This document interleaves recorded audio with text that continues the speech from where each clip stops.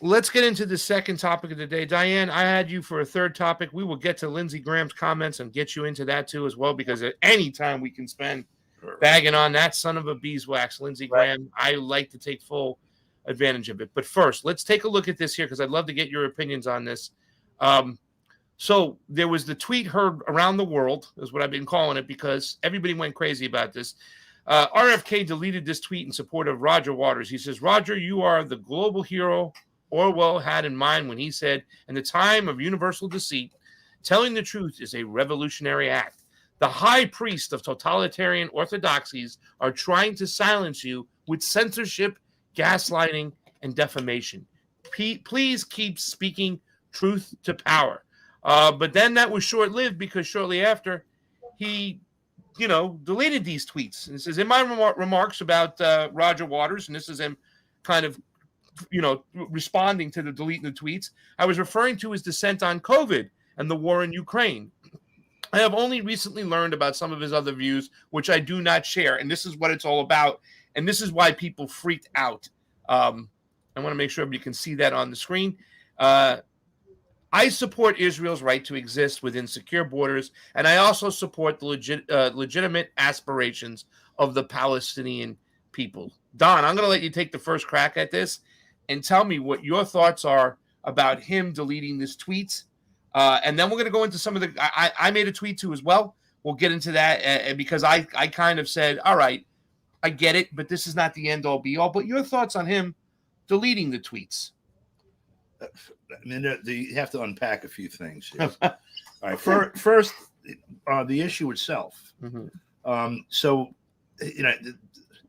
Roger Waters is in the media right now over his mocking, basically, of it's a satire, using the imagery of Nazis and fascists, to be redundant, as a statement of, in fact, we, meaning the West, the United States, is Britain, the EU, are not only have put fascists in power in Ukraine, to use Ukraine as a battering ram to try to take down the Russian state. Basically, that's what they're doing.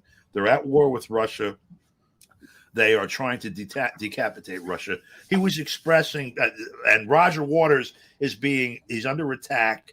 He's being, to call it mischievous is to be kind to the shit that's actually organizing this effort. He is being ridiculed as a fascist. Actually, they're ignoring that it's satire. They're ignoring that he's accusing the very people who are calling him a fascist, that he's accusing them of fascism. And there's evidence, the very people that they have tattoos of swastikas. They name their squads, military squads, after Nazi squads. So whatever. Robert Kennedy says this thing about Roger Waters, supporting what Roger Waters did, and that is clearly because he's in the media about this right now, in support of his position in Ukraine. This is not a popular or even a permitted topic in the Western media. You are not allowed to be on television and take that position. For example, ask Tucker Carlson or go back and ask Phil Donahue. This is something that there's no dissent permitted on this. And he took an affirmative stand behind a popular cultural figure who's taking that stand. And he's made a campaign issue out of this particular thing, the war also. So that's the context for this. All right. They have a brand new campaign. The style of campaigning is new this year. You've had coming into, its own Twitter, Facebook, all these different platforms. They have supplanted already, the typical cable news outlets, newspapers, etc., as the primary source that voters get for their information. And at the moment, despite all of the machinations of the government and large corporations to the contrary, there is a decent amount of information that's counter public narrative, counter official narrative, that is broadly and openly discussed among large chunks of this new environment. So the rules on how to conduct a campaign in that, the mechanical processes of how to manage a campaign like that, are being sort of invented on the fly. And Robert Kennedy, despite the fact that his father was Bobby Kennedy, his uncle was Jack Kennedy, and he's been involved as an activist for decades, is a novice to this electoral process. And he's constructing a campaign because of the issue content of it that does not have the advantage of the network of Kennedy operatives. Most of the people that he referred to in his opening contest and his family actually are involved in the existing structures of the Democratic Party. And so they're not going to be helping him run a campaign. So how do we do this tweet stuff as an adjunct to our campaign? Who sends it out? How do we make sure that we don't mess up and confuse our messaging, blah, blah, blah? It's all being invented on the fly. It's not even primary season yet. Yeah. If this is a misstep, then you don't crucify him for it. And if you look to the content, what did he say? First of all, you don't run a Democratic primary and say Israel doesn't have a right to exist. You can do it, but you're no longer participating in the primary as of tomorrow. That's a fact of American political life, no matter how you feel about it. My personal feeling, and I'll state it as loudly as anyone cares, is that Israel does not have a right to exist. It's a European colony in the Middle East, in Palestine. It was given the sanction of sorts of the United Nations, and so under what you could laughably call international law, perhaps it has some standing. But it's actually, in fact, an occupation by white Europeans. You want to talk, the very people that will point fingers at everyone for being racist and nationalists and Nazis and everything else. This is the typical Nazi state. It's an ethno-white European state sitting on top of a bunch of, as they used to refer to folks who weren't white ethnics, colored people.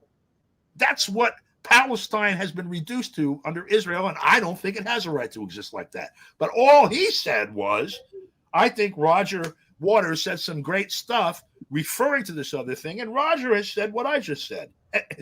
I'm not going to fault Kennedy for saying that, and I'm not going to fault him for saying, ixnay on the Israel A stuff, because otherwise you don't run a campaign. Yeah. So the short version, sorry about the long version. No, it's okay. The short version is that people make missteps in the campaign. You look to the substance of the campaign. If you're looking at him as, gee, I want to elect him as president, or I don't, because I don't like his views on this, that, or the other thing, that's one thing. That's not how I see these candidates, as I explained anyway. But don't crucify him over this, because this is really not substantive.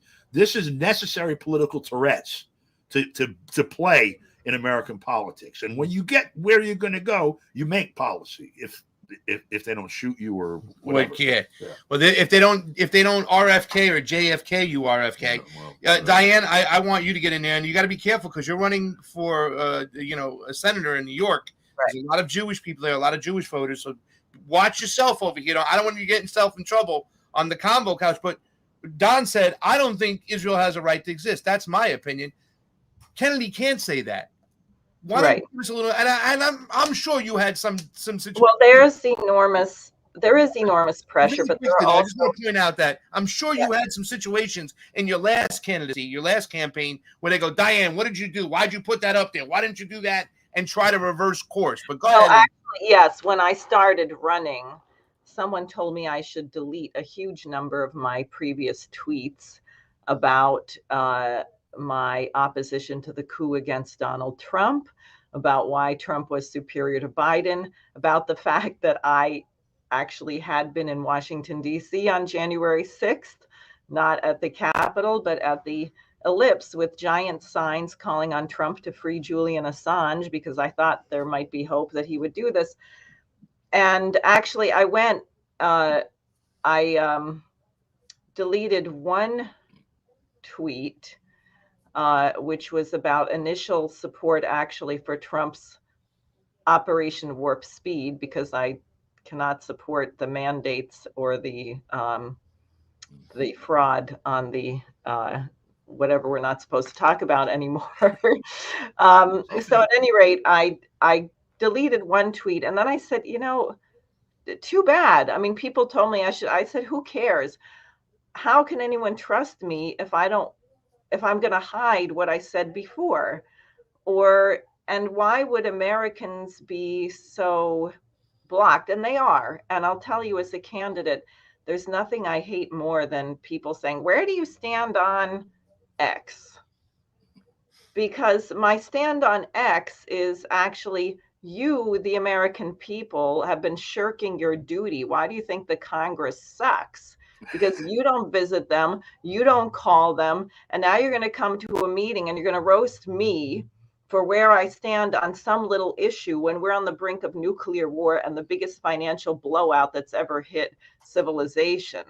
So it's a very difficult position, but, you know, take the Anti-Defamation League. It's organized crime.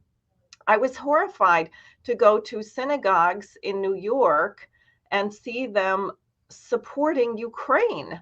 And I'm thinking, why are you supporting Ukraine? And I was happy. I actually met an Israeli on the street when I was out there with a bullhorn against the war. And he goes, do you know what they do in Ukraine? I said, you mean the Nazis? He said, yes, they're Nazis. They're Nazis. You know, and I was really happy to meet someone from Israel who's teaching here at a university who wants the truth to come out. So, you know, now to use another name that apparently we're not supposed to say, LaRouche, he was very active actually with the Israeli peace movement. He believed that Israel had a right to exist, but that Palestine did as well, and that the only way that you were going to find a peace, preferably at that time, and it's such a horrific situation now, the 67 borders, you had to have economic development. And I would say, and in fact, Rabin and Arafat, there were a whole series of projects to green the deserts. And LaRouche warned at the time, he said, if you don't get shovels in the ground, if you don't get immediate improvement into the livelihood of everyone in that region for having come to this agreement, then it's going to drown in blood. And sure enough, the International Monetary Fund never came forward with the money to build the water projects. Rabin got assassinated. And, you know, these leaders, Netanyahu in particular, who was a very nasty piece of work, are a tool of the financial interests and others that want to keep this region as a cockpit of war. And you're of course not allowed to say that, and people running for office are under enormous pressure. I mean, Max Blumenthal, right? He gets called anti-Semitic or self-hating Jew. Self-hating Jew is the one I hear. Exactly. It's absurd. It's absurd. There are certain universal standards of human dignity, and we have to be able to tell the truth about them.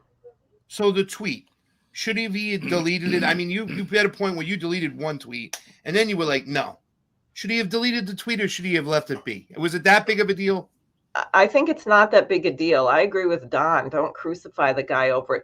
Can you imagine running for president in the Democratic Party? No. You have vipers and dragons breathing down your neck about what you're allowed to say and not say. I'm not that masochistic. I can never conceive of it. Exactly. And I was a little concerned, frankly, about some of the comments that former Congressman Kucinich made, because I got I don't think that Bobby Kennedy Jr. necessarily agrees, but you began to get a sense that there was some idea of rebuilding the Democratic Party. I mean, that thing is dead. Yeah. It is dead. It is over. It is fascist. There's a reason. Tulsi hung with it as long as she could. And I think that's a terrible thing. And I'll say can I say one more thing? I'm sorry, because one more thing, Diane. Thank you. We're counting. Okay. This election is so urgent that you can say that, and I'm not sure who I would support or who will someone else enter the race, but I think Bobby Kennedy Jr. has a very, very important legacy, which he seems on one level to be committed to, which is the legacy of his uncle and his father, and this question of peace. We urgently need that in a president. And I think it would be a tragedy of the highest order if he were not able to free himself from the spider webs of the Democratic Party and represent that. I think it's actually a very, very serious matter, and we cannot allow this thing to end in tragedy, because from what I heard, in Kingston, this thing is headed for a tragedy. And Kucinich may not have accurately been representing what Bobby Kennedy's view is of the matter. But if there is any thought that somehow staying within the party is more important than telling the truth when we're in a life and death crisis, then that would be a terrible tragedy. And I think we, the citizens, have to not allow that to happen. I just think that it's awful early to try to surmise what's going to happen. He, on the question of will he run Democrat as or whatever, yeah. Bobby Kennedy himself was asked directly, and he said, "Well, first of all, I don't have a plan B. I intend to win the Democratic primary," which has been the political answer the whole time. That always is every single, you know, and it has to be. Yeah. Kucinich, you know, spent his political career in the Democratic Party. I don't think, knowing him from watching his career, I don't think necessarily he sees that as the beginning and end of everything. I'm thinking of the litigation that he did, Kucinich, Conyers et al. Against Obama over the Libya war. I don't think he sees that I have to play Democratic pool in order to be in the game. And so whatever develops over the course of the campaign, a Kennedy with an anti-war and an anti-poverty program properly handled, I think is going to have so much gravity itself that the possibilities will just create. Freedom of speech candidacy too, freedom of a press. First thing he said he'll do is free Assange. That's got to be a good thing. But here's another angle I want you guys to take a look at. This was my other tweet. Let me get it up bigger here because it's so small. And I said, oh my God, RFK deleted certain tweets. How dare a guy whose father and uncle were killed by the CIA be cautious about his rhetoric towards Israel? I think we should concentrate more on the national discussions and education he is bringing to the table rather than constantly nitpick at his every single fault. That's just my opinion. I think people have to realize who this person is and where he comes from. And a lot of people go, oh, the CIA and the mob killed Kennedy. But who was the mob back then?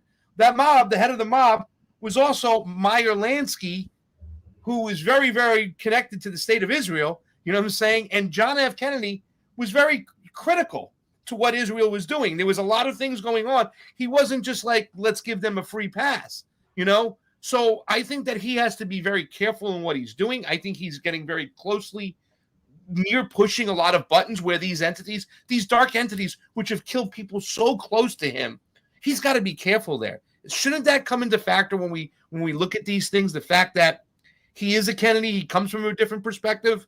Diane, your thoughts? I think that's exactly right. I think the question is the principle. And I'll go back to what I said, which is it's easy if you're not running for office to nitpick. I mean, that's one of the things about leadership. I'm a musician as well, so I'll use a different analogy. If you're sitting in the orchestra, it's very easy to see when the conductor forgets to bring in the clarinet section or, you know, make some little error, but have the clarinetist go and try and conduct the orchestra. They'll fall on their So it's very, very easy to criticize leadership, to criticize someone who's had the courage to step up and say, I agree, I will take responsibility for the nation and the nation and the world. That's huge.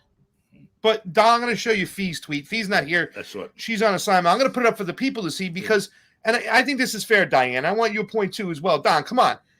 A red line for a lot of people is Israel-Palestine. It is just a line in the sand for quite some time. And Fee puts down this. Let me read it real quick. It seems that people are making tons of excuses for him, though. Many are simply tired of being sheep-herded and then lied to. If he's going to run a serious campaign, he needs to be far better on foreign policy and the things he is saying. People will have the criticism of anyone else running, but for some reason, people are making excuses for him. If he's going to run for president, he better be ready for some scrutiny. Now, more than ever, we don't need time to look the other way. Israel is an issue many of us will not budge on. And if he's scared, he shouldn't be running. Your thoughts, Diane, and then we'll get to Don after. Oh, your thoughts, Don, and then we'll get to Diane after. Sorry. However you go. Go ahead. I think I made it clear my perception of the situation with respect to the so-called state of Israel. that it's it's a European white settler state. It is probably most like in the past century, South Africa, apartheid South Africa during that period, resembles the United States and other, Australia, other places where, in essence, Europeans went in, massacred the people, stole the land. It's the same. The mythology that attends it is straight out of Nazi lore. A land without a people without a land. That was the way that the Germans, the Nazi Germans, looked at Russia, for example. There's this huge land and these pesky people on it that aren't really people. It's ours for the taking. That said, you've got the people that are going to run in the Democratic primary. They're all going to say the same thing about Israel. Some of them are going to say, let's have a war with Russia. And some are going to say, you got to be out of your mind. Let's not have a war with Russia. Now, either you can have no input on that, and whatever comes out of that as fruit, or you get involved in determining what comes out of that. And I'm guessing I would like to try to engineer what happens in the Democratic Party, what happens in the Republican Party, to get someone in each case who is not going to go along with the Victory in Ukraine Act that's pending in Congress, that says it's the policy of the United States to make sure that Ukraine has all of the land that they had at 1991 boundaries returned to them. Not implied in that part of that is, in other words, it's a policy of the United States to grab control of Russia's largest warm water naval base and evict the Russians from that base. They've had it since 1783. Okay, they're not going to give it up without a war with the United States. And in the background of this, an attempted assassination of the leadership of Russia, which under their nuclear doctrine is one of the two causes that will allow them, under their doctrine, to use nuclear weapons. I would like to have somebody in each party as a candidate that thinks this is a really stupid, insane idea, and that pledges, for whatever that's worth, to stop it from happening, as opposed to candidates that promise it happening. Yeah. I don't think this is inconsequential. Diane? Well, I concur. I think you have to prioritize the questions that are existential. Not having a nuclear war with Russia or with China, those are existential questions. A nuclear war is over. Also, Bobby Kennedy Jr. keeps talking about the CIA and freeing Julian Assange.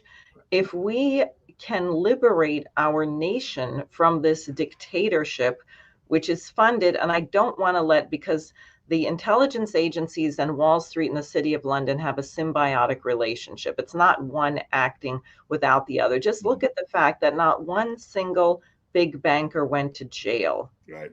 I think the closest thing, now I'm blocking on his name, but was one guy who didn't even run a whole bank, right? So clearly they're totally in this together. And if someone is prepared to go after that, if we could shatter the intelligence agencies, reorganize them and abolish some of them, hey, we could have debates. Congressmen would get to know what people think of things. You could actually have arguments about things. That would be beautiful. Yeah. So I think not only us, but other countries, Diane, would have fair elections. Whoa. Other countries can pick their national sovereignty. And you're right. And if you want to finish up your thought, My next question to you really quickly would be, should RFK's campaign pay for the Bernie Sanders sins here? Because it seems like a lot of people are going, and first of all, I'm sorry, I don't think it's a fair comparison to compare Bernie Sanders to Robert Fitzgerald Kennedy Jr. Francis, not Fitzgerald. Robert Francis Kennedy Jr. Thank you so much. Mm-hmm. I don't think it's fair whatsoever. I think that this guy, I thought that, really, to tell you the truth, Bernie Sanders was a compromise candidate. He sucked on foreign policy. My partner Fiorella just mentioned that he's got to get better on foreign policy. But he's the best candidate on the table for foreign policy right now. And I feel like that he's paying for Bernie's sins and what Bernie did in letting the people down. What are your thoughts on that, Diane? And then we'll grab Don's opinion. Well, this is why I'm saying the American people have to get smarter. I'll tell you, early on in the Schumer campaign, I went to speak to a group, not in the city, of avid Second Amendment fans. It was in effect like a gun club. And I decided that I wanted to talk about why the United States had to have a good relationship with Latin America, and the fact that Garfield and McKinley had both been assassinated, who wanted to build transcontinental railroads, down across the Darien Gap to Iberoamerica. In fact, McKinley was killed in Buffalo at the Pan American Convention. So it was clear it was a really big deal to the British that this entire mass of North and South America not all become republics. And they wanted to keep this disdainful attitude of North America against the South. And I was doing that because I wanted to get at the migration question, that as soon as you find yourself identifying a group of people as the enemy, then they have you, you're done. So this was my idea. So at the end of this whole presentation, someone says, where do you stand on the Second Amendment? Now, I happen to actually be a very strong promoter of the Second Amendment. I don't think we're going to solve anything by banning weapons, because it's a cultural problem. And you see it when people drive their cars into crowds and hack people up with machetes, and they'll figure out. So, but I didn't answer that, because I said, I don't want to answer that question in that form. And what happened was, one of my own volunteers freaks out and because she can't take the tension in the back of the room. And she starts shrieking, why don't you tell him your position? Why don't you tell him? And then the whole room turns into a mob. So I had my own volunteer organize this room into a lynch mob against me, who probably agreed with them on guns. And finally, I really yelled at them. And I said, look, this is why you always get people that you don't like, because you ask them stupid questions. You just heard my whole presentation here. You should know who I am. And you want me to give you a yes or no answer, and you can't even tell if I'm telling the truth on it.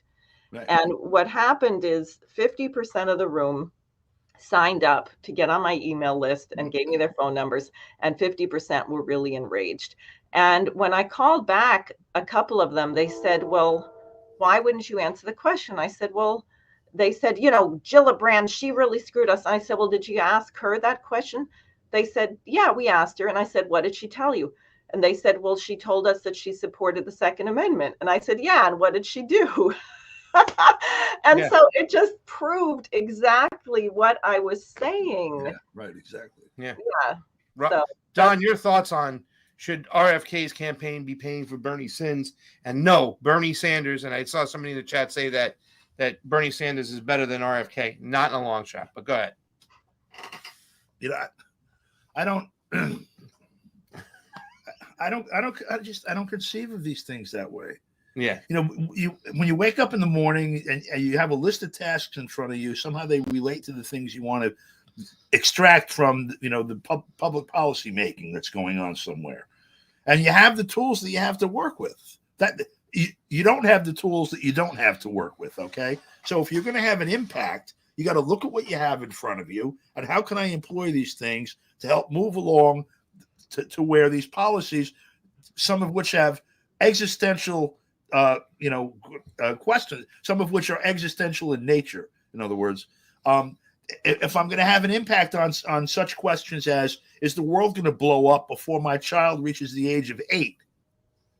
You better be pretty damn clear about what you're doing, working on that problem. And what we have right now is Joe Biden. As we have Democrats, Republicans, Libertarians, and some Greens or whatever you call them. And huge ballot hurdles to get over now that they've implemented in the last few years, in 2020, 2019, in a variety of states. New York is one of them. Diane knows this from getting on the ballot. It was like, climbing Mount Everest with one leg tied behind your back. Yeah, they make it that way. Yeah. Running a national campaign, you have to jump over the hurdles in all 50 states and the territories to even be a credible candidate. and then you've got all the other problems that go with that.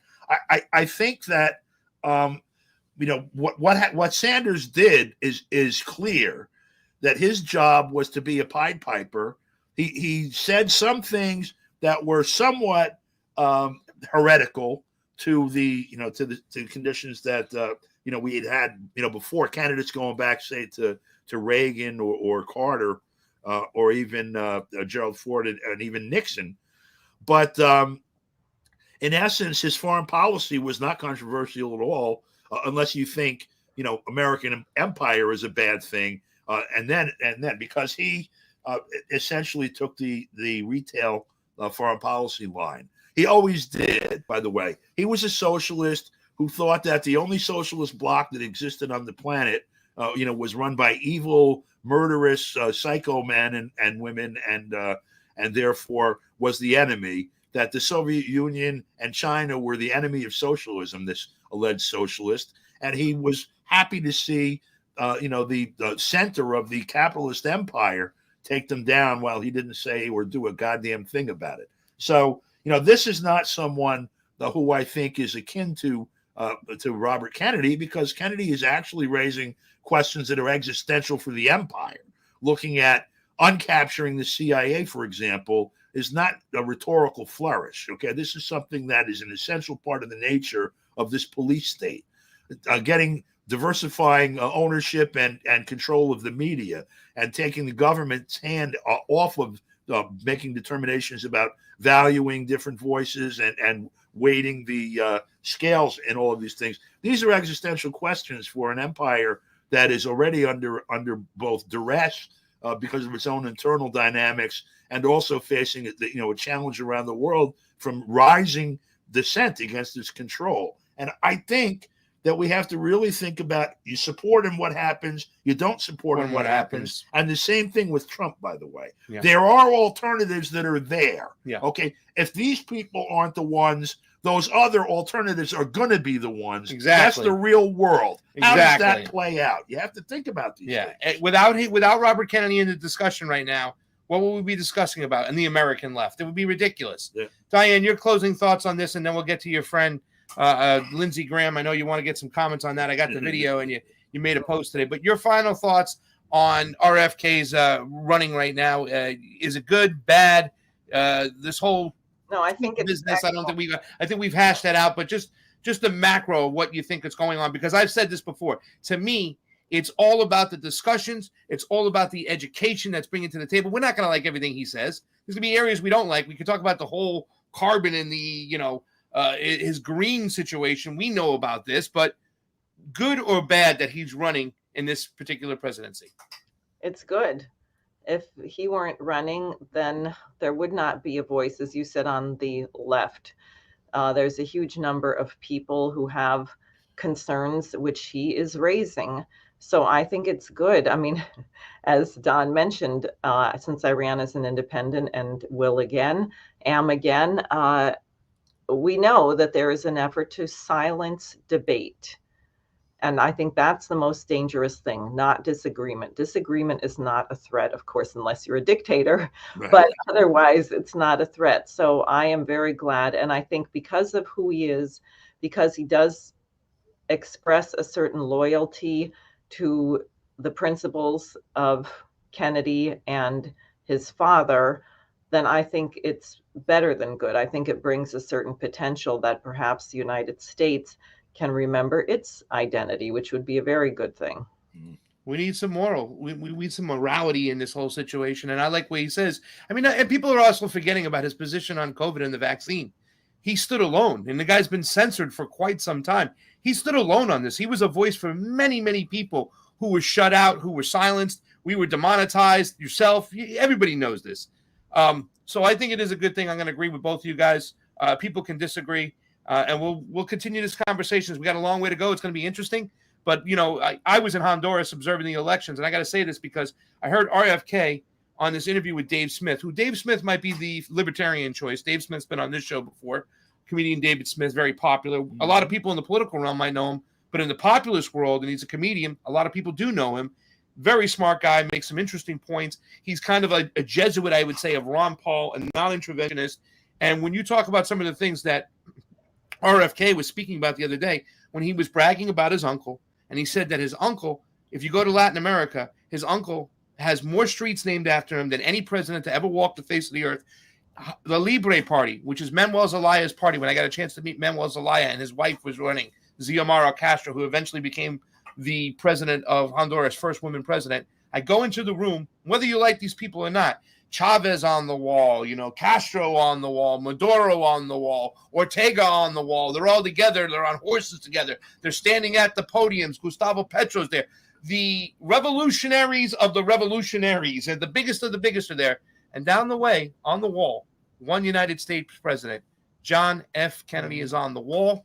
He talked about what's going on. The only people who haven't been coming to our border are the people from Costa Rica. And guess what? Costa Rica is the only country in Central America that hasn't been messed with by the CIA or invaded with our own government. That's why they're not coming. He talked about what happened in Guatemala and the banana, Arbenz and Dulles, who was the CIA head of the CIA at the time, had money invested in the bananas and the United Fruit Company and whatnot. So it's crazy. I think those discussions are so important. I can't wait to get his official position on Cuba, because I heard something from Dennis yesterday. So those discussions are important, and I think that's what we're getting.